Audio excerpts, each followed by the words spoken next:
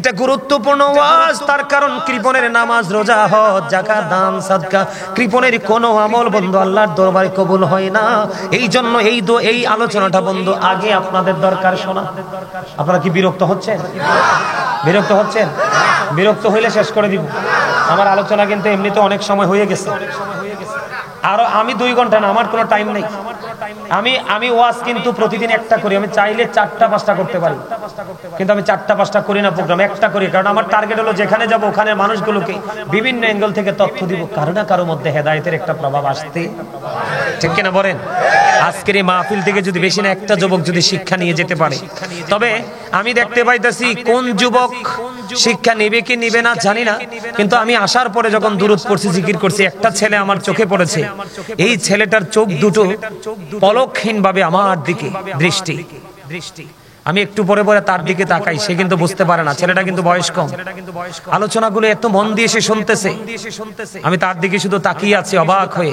আল্লাহ তাকে কবুল করে নিক, সকলে বলেন আমিন। তার সঙ্গে সঙ্গে বাকি সবাইকে কবুল করে নিক, সকলে বলেন আমিন। আরো জোরে বলেন আমিন, আরো জোরে বলেন আমিন। আমি যখন দুরূদ পড়ছি, ছেলেটা প্রাণ উজাড় করে দুরূদ পড়ছে। তোমরা তো জানো না কোন দিকে ওয়াজ করব।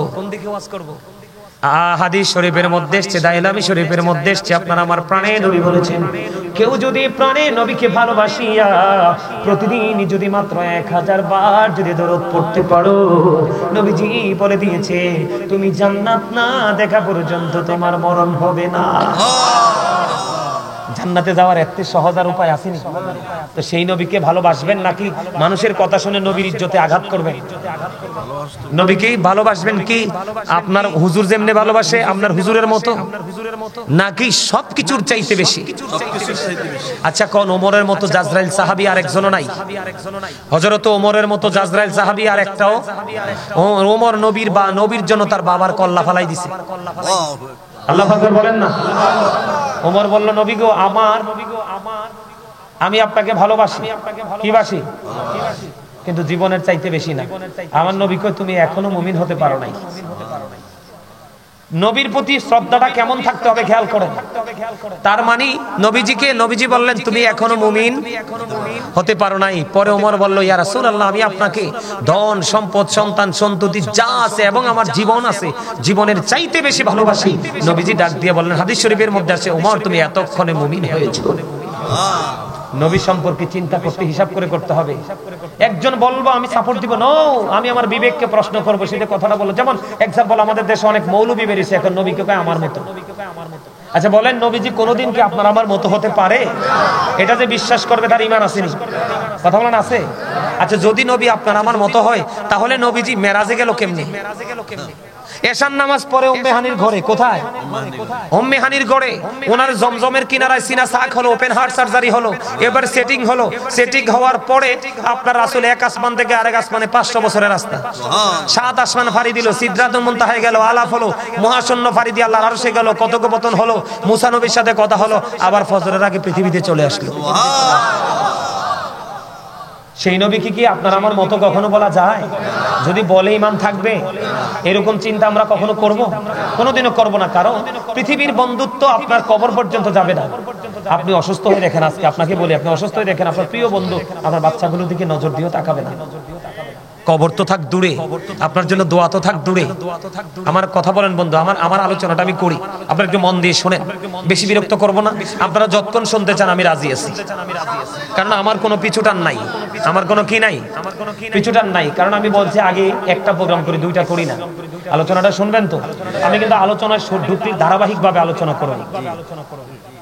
আল্লাহ কবুল করে নিক আমাদের সবাইকে, সকলে বলেন আমিন।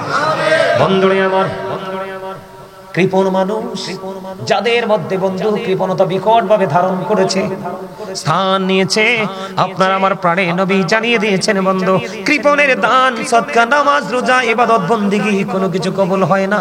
কারণ আমার আল্লাহ কৃপণ নয়, এই জন্য আমার নবী কৃপণ নয়, এই জন্য আল্লাহ রাব্বুল আলামিন কৃপণতাকে কখনোই পছন্দ করে না। বন্ধুরে আমার দিকে তাকান, আপনার হৃদয়ে উজাড় করে শুনতে হবে বন্ধু। আপনাদেরকে বলছি, কৃপণতাকে পরিহার করতে হবে। কি করতে হবে? আল্লাহর হাবিব বলেছেন, যখন তোমরা দাও দুই হাত ভরে দাও, ছড়িয়ে দাও, ছিটিয়ে দাও, কৃপণতা করো না।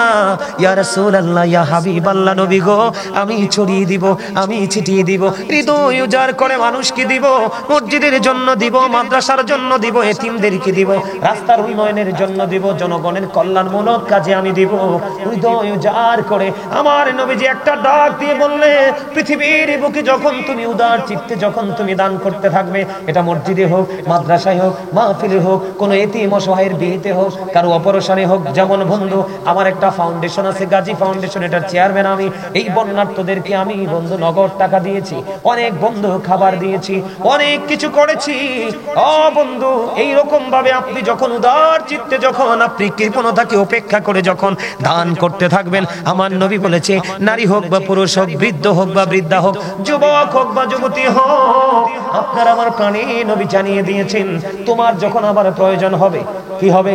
তোমার যখন আমার প্রয়োজন হবে, যেমন এক্সাম্পল স্বরূপ আপনার ছেলে বাহিরে যাবে, আল্লাহকে বাংলাদেশে চাকরি নাই, আমার ছেলেটা গ্রাজুয়েশন কমপ্লিট করেছে, একটা এডুকেটেড পারসন, আমার ছেলেটাকে আমি ইতালিতে পাঠাবো, আপনি দরখাস্ত লিখতে দেরি রে, আমার আল্লাহর দরবারে কবুল হতে দেরি হবে না।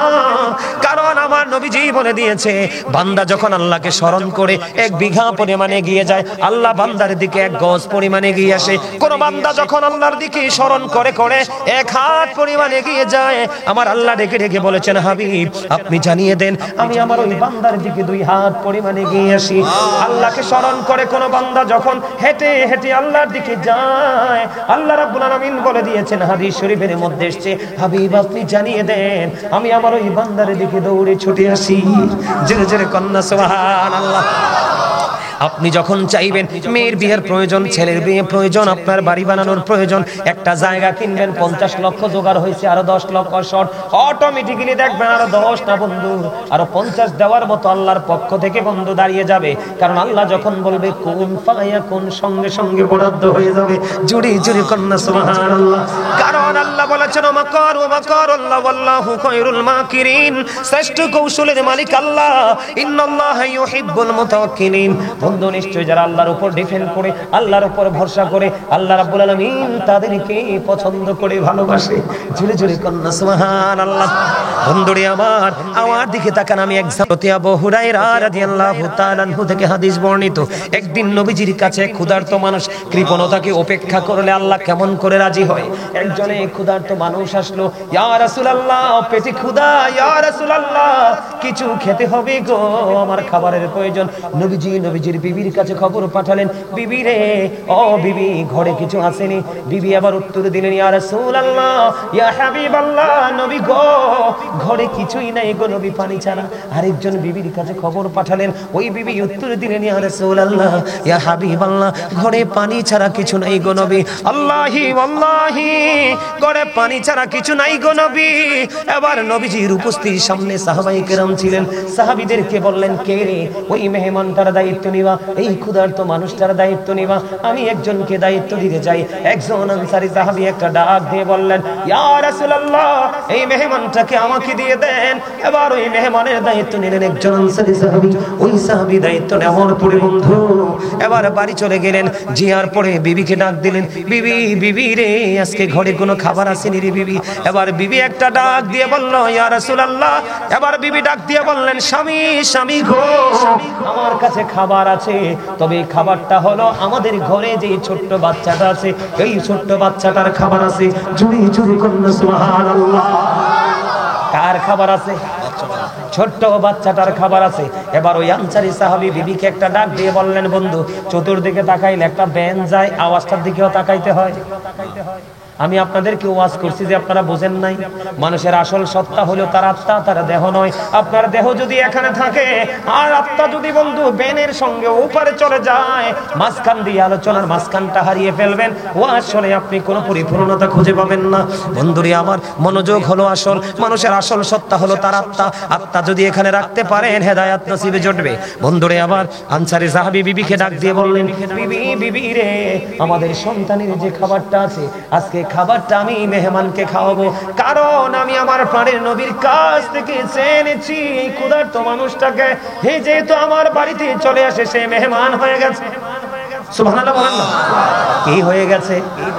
মেহমান হয়ে গেছে রে বিবি। ও বিবি, একটা কাজ করবে তুমি, যখন সন্ধ্যা হয়ে যাবে, সন্ধ্যা হয়ে যাওয়ার পরে বাচ্চাটাকে প্রদীপটা নিভাই দিবা ঘরের। তৎকালীন সময়ের মানুষগুলোর ঘরগুলো বন্ধ, ছোট ছোট ছিল। আপনারা যারা হজে গেছেন দেখছেননি?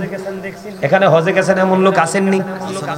আপনি যে গেছেন দেখছেননি মা ফাতেমার বাড়ি কত ছোট ছোট ঘর?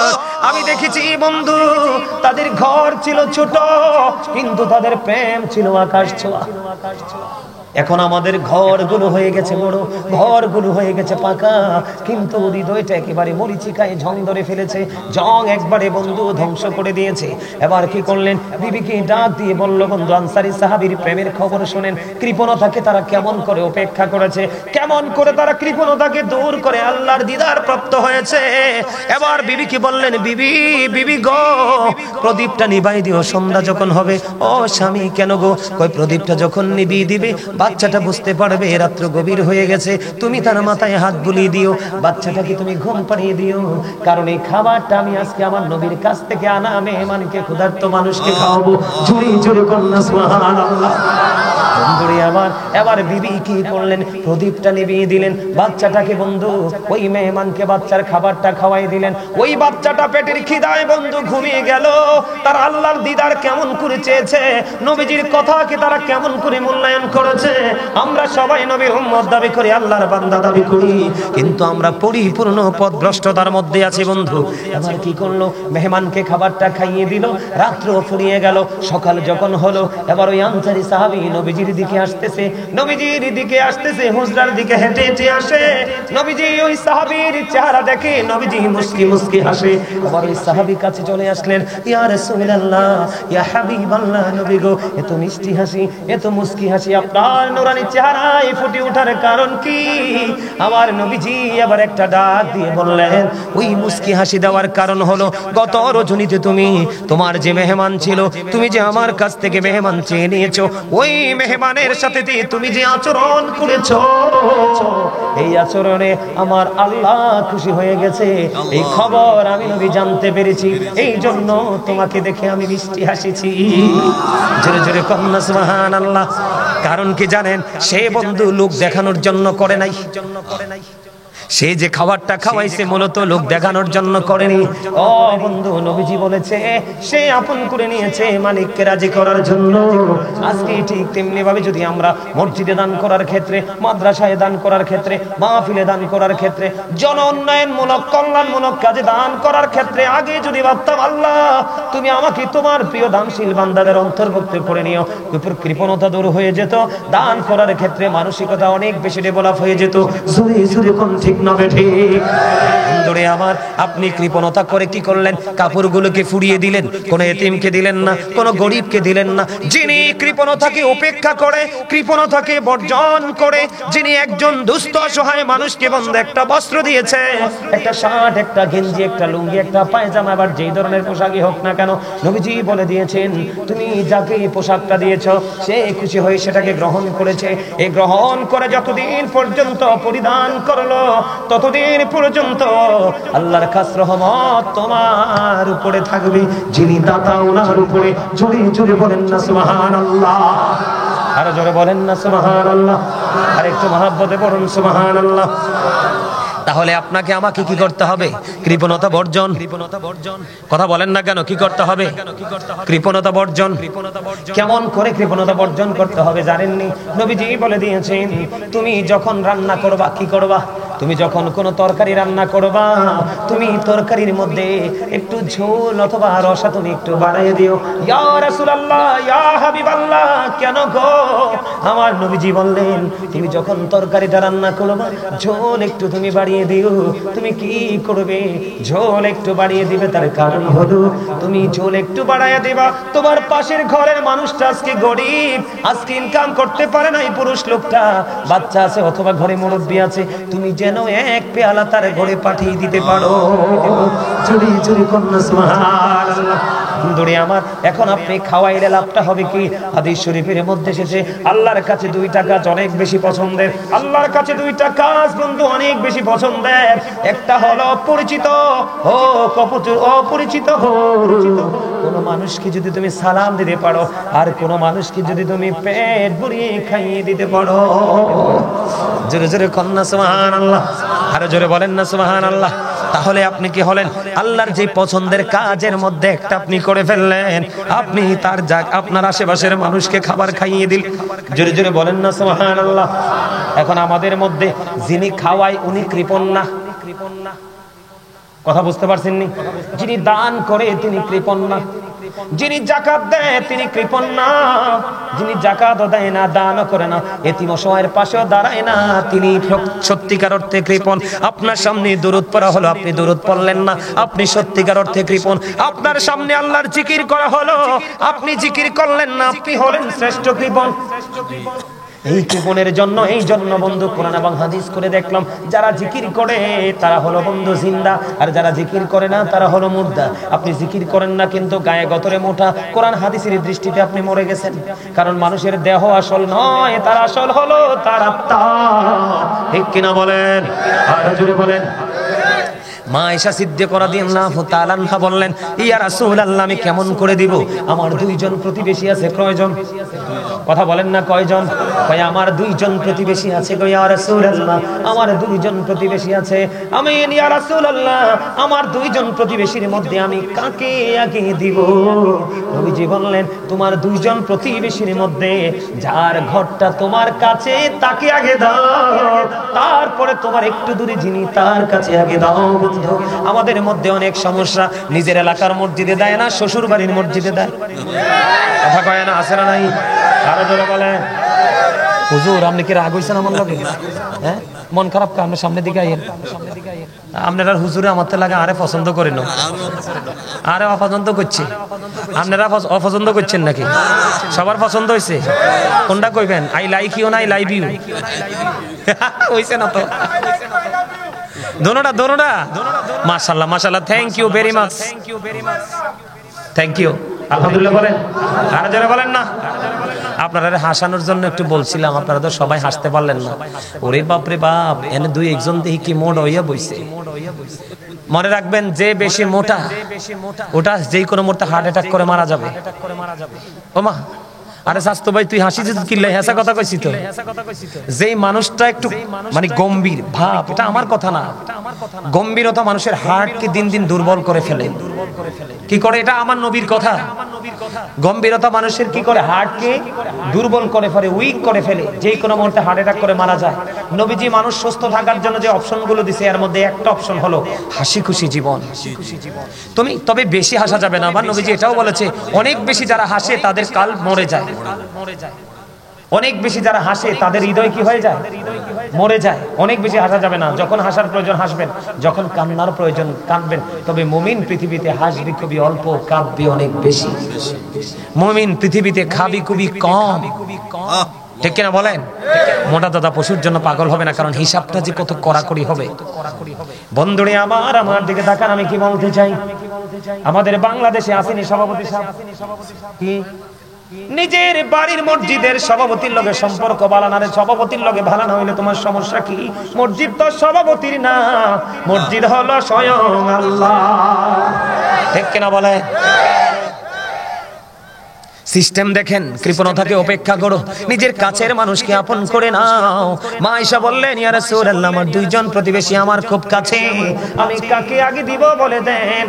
আমার নবী বললেন, যিনি তোমার খুবই কাছে তুমি তাকে আগে দাও। সুবহানাল্লাহ বলেন না? আরে জোরে যাইবেন, যা বুঝতে পারছি, যান আলহামদুলিল্লাহ বলেন। এবার আসেন, মজার একটা হাদিস শরীফ শোনাই বন্ধু। কৃপণতা থেকে উপেক্ষা করতে পারলে বরকত কেমন করে হয়।